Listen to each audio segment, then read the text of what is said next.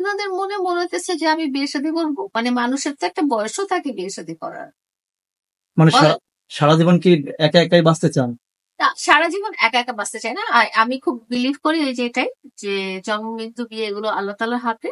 So আল্লাহ তাআলা যদি আমি মারা যাওয়ার 1 মিনিট আগেও কারোর সাথে আমার বিয়ে লিখে রাখে, তাহলে ওটা হবে। আমি আল্লাহ তাআলা এবং ভাগ্যে খুব বিশ্বাস করি। তো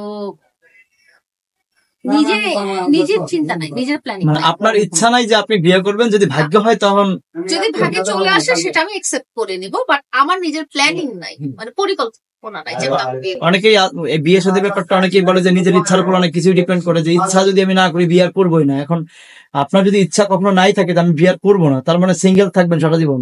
সারা জীবনের তো বেশি আর বাকি নাই। আমি কিন্তু লাইফের একদম শেষের দিকে। সো আমার কিন্তু খুব বেশি দিন বাকি নাই যে আমি এতদিন আমার জীবনের পুরোটা পড়ে আছে, আমি বিয়ে করব, সংসার করব। এগুলো আমার লাইফে হয়ে গেছে অলরেডি।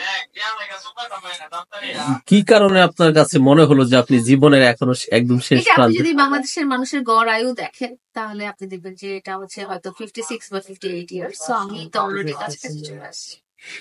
এই যে বললেন যদি ভাগ্যে লেখা থাকে মৃত্যুর একদিন আগে হলেও যদি বিয়ের পিড়িতে বসতে হয় বসবো, সেই ক্ষেত্রেও যদি হয়, সেই ক্ষেত্রে সেই বরটাকে যদি বেছে নিতে বলা হয়, তাকে কেমন হওয়া উচিত আপনার?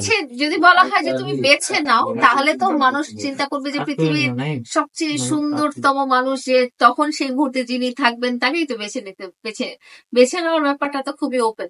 ঠিক আছে, তুমি বেছে নাও এখান থেকে, যে কোনো মোবাইলটা বেছে নাও, তো এখান থেকে আমি সবচেয়ে দামি মোবাইলটাই বেছে নিই। আমরা তো আর পৃথিবীর সুদর্শন পুরুষকে আমরা জানি না, সে আমাদের বাংলাদেশে সাকিব খান অনেক সুদর্শন। সাকিব খানের মধ্যে সুন্দর হলে হবে? আমার কাছে সৌন্দর্য ব্যাপারটা খুব আপেক্ষিক। আমার কাছে শাকিব খানকে নায়ক হিসেবে সুন্দর লাগে, যেহেতু ওনাকে আমি ব্যক্তিগতভাবে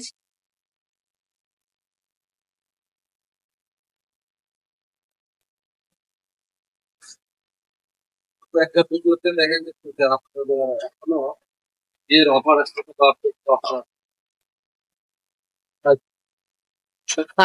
বাসায় সিরিয়াল লাগে না, আমার বাসায় যাওয়ার সুযোগ নেই। আমাকে অনলাইনে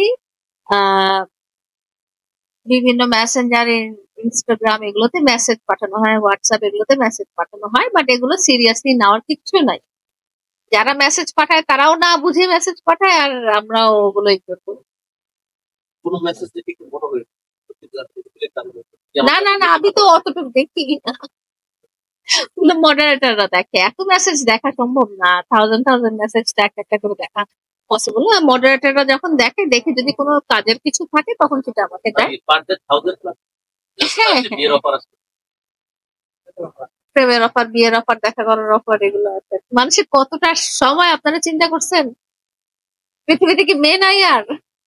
সবাই কেন লাইলা আল্লাহ জানে, আপনি বলতে পারবেন। কি এমন আছে লাইলা?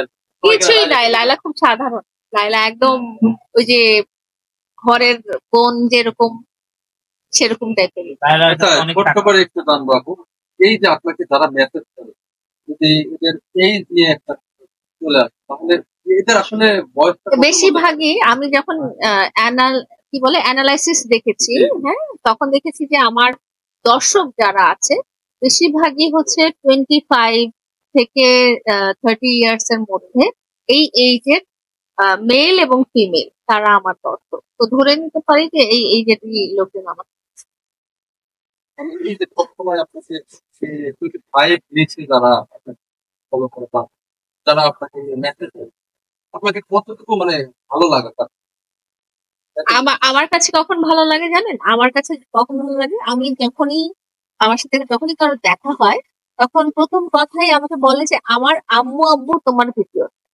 জিনিসটা খুব ভালো লাগে, কারণ হচ্ছে আম্মু আব্বু কিন্তু অনেক ম্যাচিউর লেভেলের একজন মানুষ। তারা যখন আমার ভিডিও দেখে কন্টিনিউয়াস, তার মানে হচ্ছে তাদের হয়তো কোনো একটা ব্যাপার ভালো লেগেছে।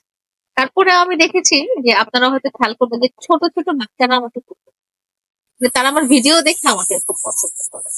তো ওই ব্যাপারটা আমার কাছে খুব ভালো লাগে। আমি বাচ্চাদের জন্য এবং ওল্ড এজ যারা আছে তাদের জন্য আমার একটা আলাদা ফিলিংস আছে। তারা যখন আমাকে ভালোবাসতেছে, তখন ব্যাপারটা আমার খুব ভালো লাগে। ছোট বাচ্চারা কেন যেন আমাকে পছন্দ করে। আমি দেখছি আমি বাইরে গেলে দেখা যায় যে অনেকে যদি আমাকে না চিনে, তাহলে ছোট বাচ্চারা আমাকে অবশ্যই চিনে।